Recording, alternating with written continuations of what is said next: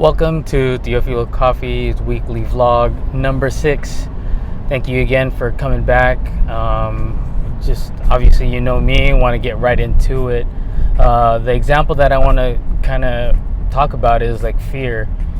And I want to use this as an example. When I was much younger, when I was a kid, I would, do things that, were like, oh man, like, for example, jumping off the roof, like making a ramp and then, using your bike to go off that ramp. And I had no fear when I was much younger.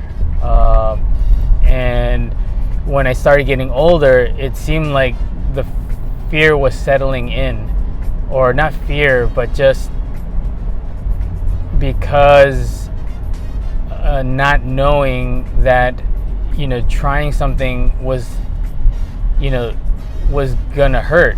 And in my 18 to 30s, it was like that. And maybe it was because I was in these corporate positions and I had a title. And that just goes back to the having a title and seeing what that does to you. It kind of limits you on your ability. Like, these bullet points of, hey, do this, hey, do that, hey, do this. Now I know that that's not a thing anymore. I don't want to limit myself to, do anything. So that's where I'm back as a kid now, being myself, not having the fear again. And it definitely, to me, feels so much better, caring less about what people think. I'll put out content and I don't give a fuck.